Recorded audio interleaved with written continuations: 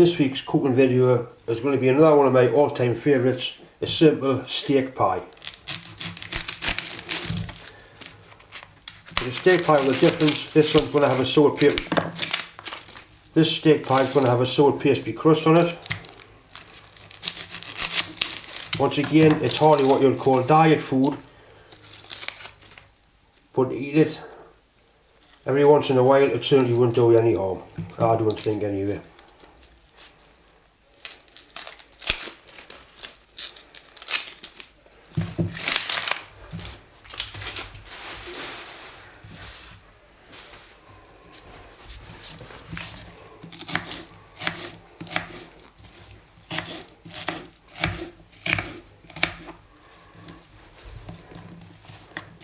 Diced onion,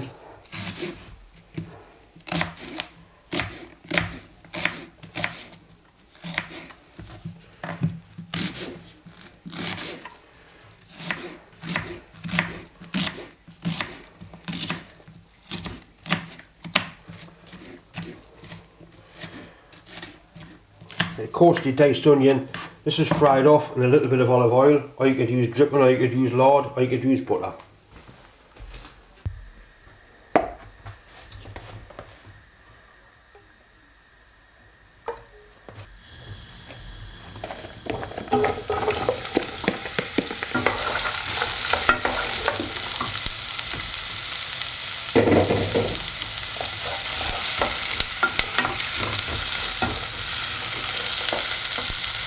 Let the onions cook for a few minutes just until they start to soften up.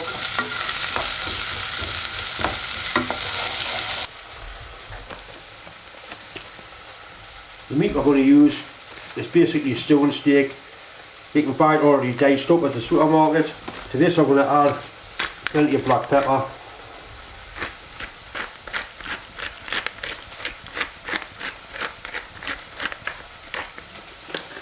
some salt,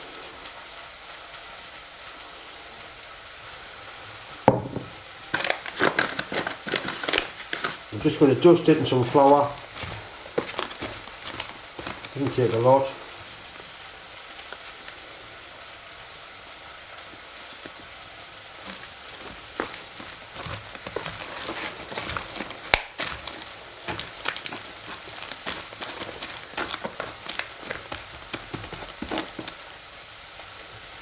Once again, the gloves are to keep the meat clean, not to keep my hands clean.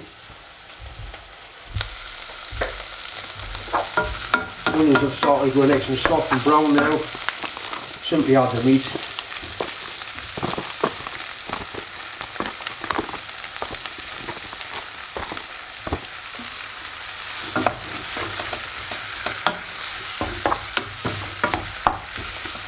Just brown it off.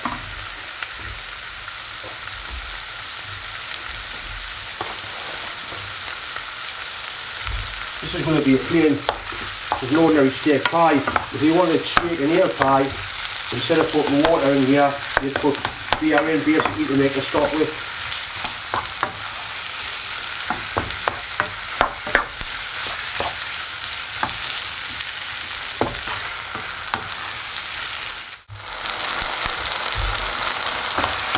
Right, the meat's browned off now. Into that, some water. Just brought it up to the boil. It'll take about an hour to an hour and a half to cook this meat off properly.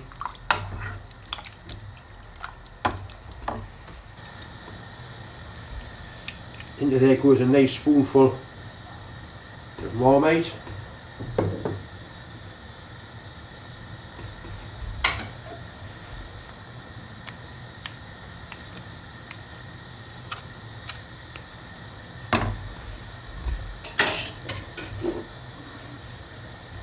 A good dash of Worcester sauce.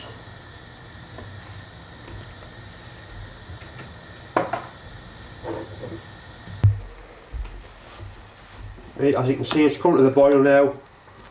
All we'll do is turn it down, cover it and let it simmer for a good hour to an hour and a half till the meat becomes nice and tender.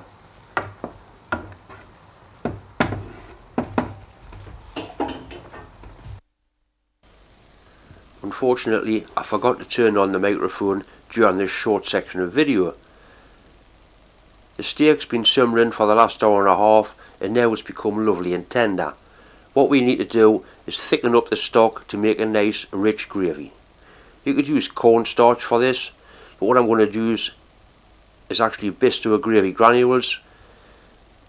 It's a product you can buy that thickens gravy, very simple to use and it has excellent results. As you can see, we now have a beautiful thick rich gravy, perfect for a pie. Once again, no sound, so it's voiceover time. These are the ingredients we need to make the suet pastry crust. The first thing we use is 8 ounces of self-raising flour,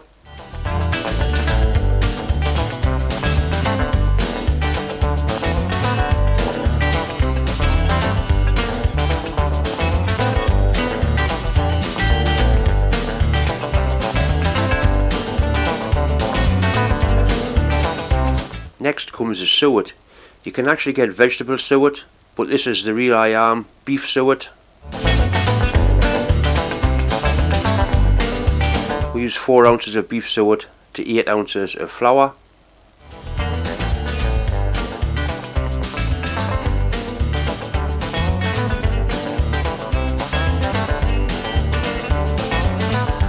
Obviously having problems there opening another packet. That's the 4 ounces. That goes into a large mixing bowl. Into the mixing bowl we'll put a good pinch of salt.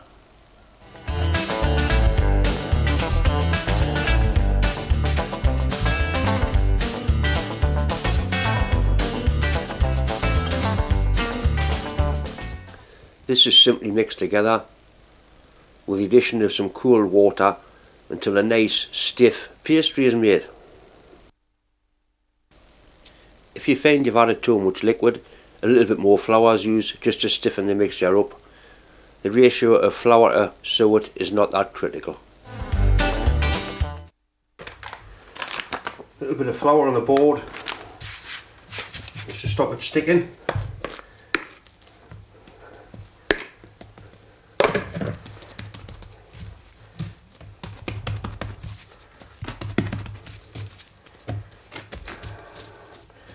Got this a little bit on the damp side.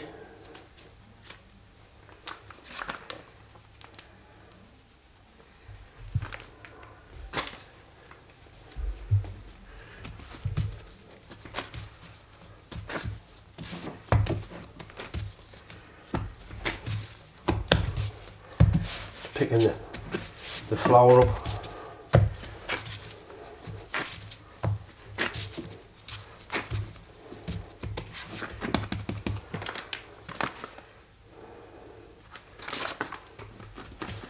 This gets rolled out to be about half an inch thick, 13mm, thereabouts.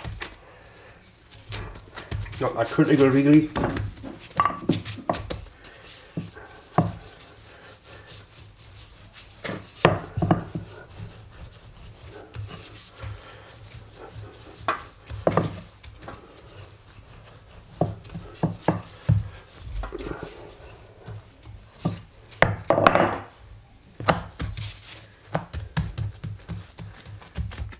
Put my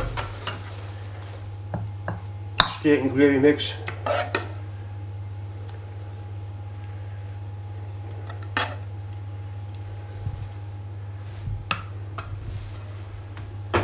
into there,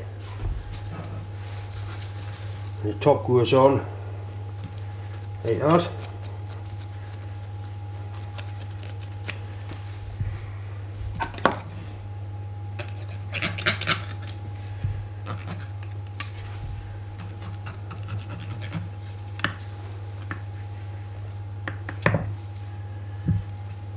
You must put a vent hole in the centre, let the steam out. Used to have like a ceramic pie centre I used to put in. Right, that's one done. I've got some pastry left and I've got enough meat left to do at least one more small one.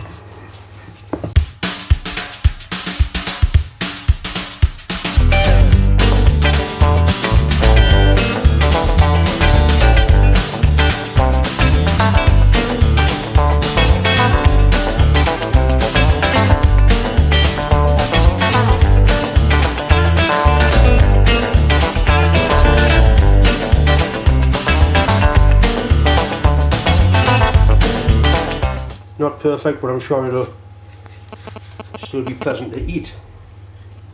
He's going to a preheated oven, 180 degrees C, for roughly half an hour, or until the pastry becomes nice and brown and golden.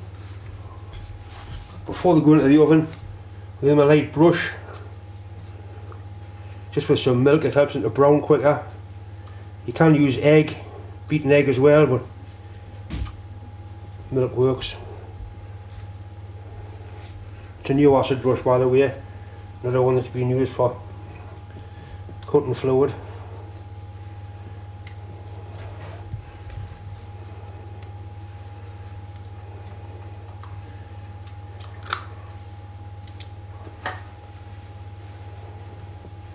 Also helps stop the pastry from drying out.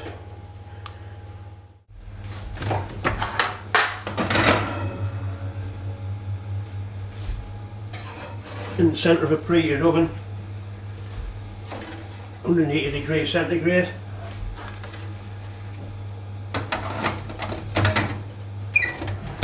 For half an hour. While the pies are cooking, I'm going to prepare the vegetables. The vegetables I'm going to prepare potatoes, and I'm going to make chips. I do like my chips, but I like my chips to be a certain size. 13mm square or half-inch square seems to be ideal.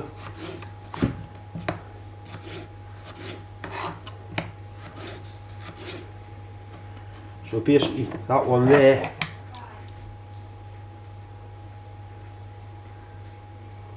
(14.9 by 13), the perfect chip.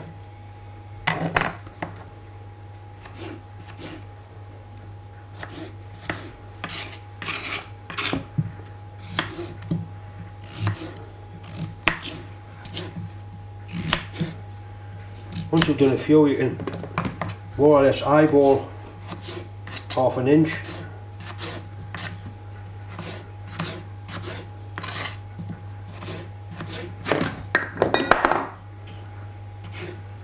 I've had the chips soaking in some nice clean water just to wash some of the starch out of them. It's very important that they're nice and dry before they go into the chip pan. I'm going to cook using vegetable oil. I've been banned from using dripping in the kitchen. Not because of the taste, but because of the nasty smell it leaves. But I found that chips done in vegetable oil are still quite pleasant, much better than the so-called oven chips, which are really processed, mashed up potato and then formed into a square. They're not proper chips at all. I don't think Deb's going to be very impressed with the state of our oven at all.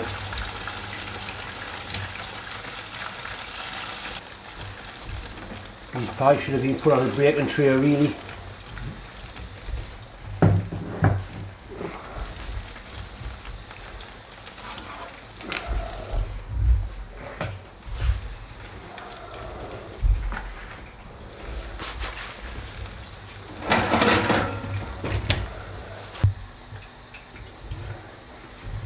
Certainly look the part.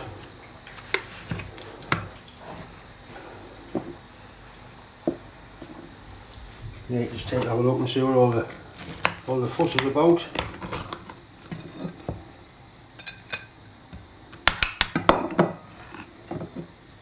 And basically that's what it's all about. That lovely pastry, nice thick gravy.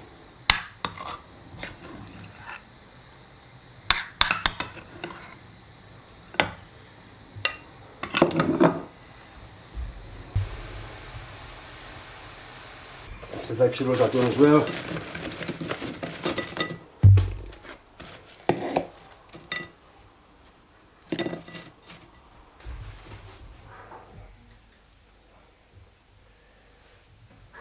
Once again, it's time to say thanks very much for watching, and bon appetit, bonny lad. Oh.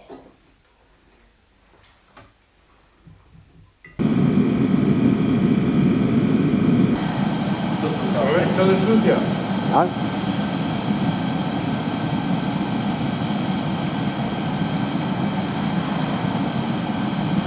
Very nice.